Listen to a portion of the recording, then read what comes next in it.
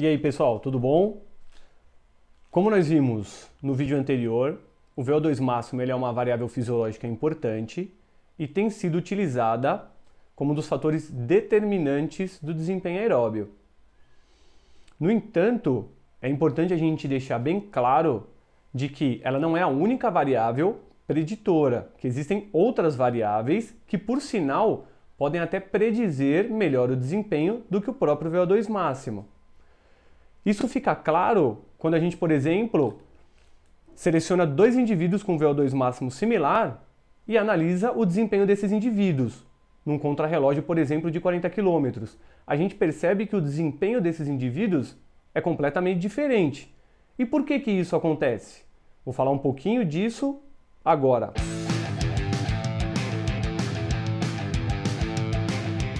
Com relação a essas variáveis, nós podemos citar economia de ciclismo, ou seja, a economia de oxigênio, a potência que esse indivíduo consegue gerar no primeiro e no segundo limiares de lactato ou ventilatório, além do que a habilidade que esse indivíduo teria em sustentar elevada porcentagem do seu VO2 máximo.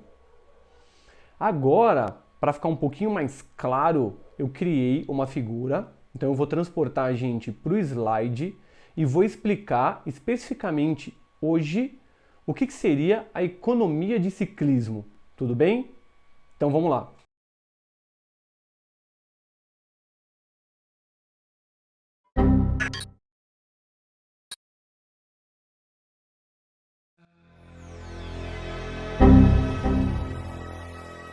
Bem, então vamos lá, pessoal. Primeira coisa, definir o que é economia de ciclismo.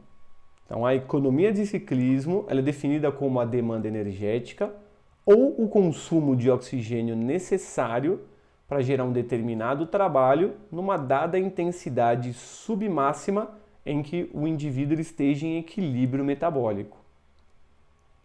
Outra coisa, como que a gente mede o consumo de oxigênio desse indivíduo?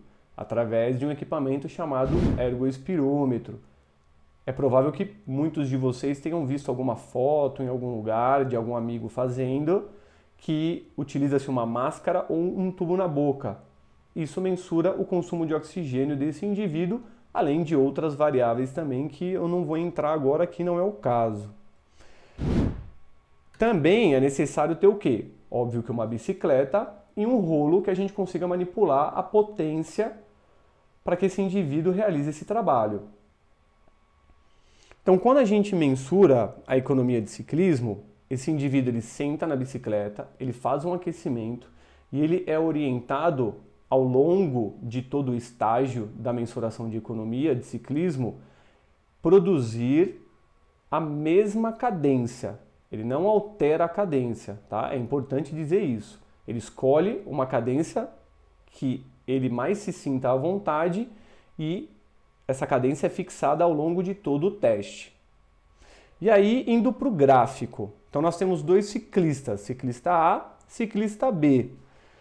Sendo que o VO2 máximo de ambos é similar, ali o ciclista B tem um pouquinho mais elevado, 60 versus 63 ml. Quando a gente desce para o gráfico, a primeira coisa que a gente analisa no gráfico é o quê? Eixo X, eixo Y. O eixo X nos diz o quê? Nós temos uma numeração de 0 a 14 e barrinhas, duas barrinhas, dividindo ali 7 minutos e depois mais 7 minutos. Sendo que os primeiros 7 minutos, esse indivíduo realizou a pedalada em 150 watts e depois nos últimos 7 minutos, essa potência foi aumentada para 200 watts. Quando a gente olha o eixo Y, a gente vê o quê? O consumo de oxigênio relativo desses indivíduos. Então esse gráfico quer nos dizer o quê? Como foi o comportamento do consumo de oxigênio ao longo do tempo em duas potências absolutas. E a gente percebe que o ciclista A ele tem um consumo de oxigênio menor quando comparado ao ciclista B, nessas duas potências. Olha que interessante. Então aqui, mesmo o ciclista B tendo um VO2 máximo relativo um pouquinho maior, ele gasta mais oxigênio para gerar o mesmo trabalho. Com isso, o ciclista A teria uma vantagem em que, por exemplo, quando há uma fuga do pelotão, esse ciclista ele estaria com maior aporte energético, por exemplo, ou ele consegue poupar essa energia para um sprint final, para momentos decisivos da prova, ou ele consegue ir muito mais longe, retardando assim alguns aspectos relacionados à fadiga. Mas afinal, o que faz um ciclista ficar mais econômico, mais eficiente? Sugere-se que o volume e a intensidade de treinamento tenha uma correlação direta com isso. Porque algumas análises feitas em início e fim de temporada demonstram alteração da eficiência desses indivíduos em gerar maior potência, gastando menos energia.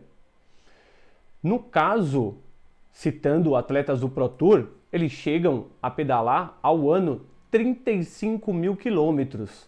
Isso dá em média 2.900 quilômetros por mês, contabilizando provas e treinamento. Então, ou seja, o volume de treino desses caras é muito grande.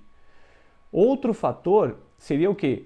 A proporção de fibras do tipo 1. Essas fibras, sendo fibras oxidativas, mais econômicas, fariam com que isso daí também melhorasse a economia e eficiência desses ciclistas. Associado a isso, nós temos também o quê? Maior oxidação de gordura, fazendo com que esses indivíduos também se tornem mais econômicos. Mas existem algumas outras estratégias de treinamento que podem fazer com que o ciclista se torne mais eficiente. Eu vou contar só uma delas aqui para vocês, que nós vamos falar especificamente bem mais para frente, para seguir essa sequência didática. Mas uma delas que melhora muito a economia e eficiência é o treinamento de força máxima para ciclistas. Cada vez mais tem sido estudado. E para finalizar, eu tenho uma excelente novidade para contar para vocês. No próximo vídeo, dando continuidade a este tema de economia, o LabFab tem o maior prazer de receber a professora mestre Ana Luísa. Ela fez um mestrado em Biomecânica do Ciclismo pela Universidade Federal de Viçosa e vai vir aqui no LabFab para falar especificamente de aspectos biomecânicos e fisiológicos associados à pedalada. Então, galera da Cadência, se liga aí que no próximo vídeo tem uma pessoa especialista para falar especificamente dessas coisas que assombram o meio do ciclismo. Beleza? Até mais, galera!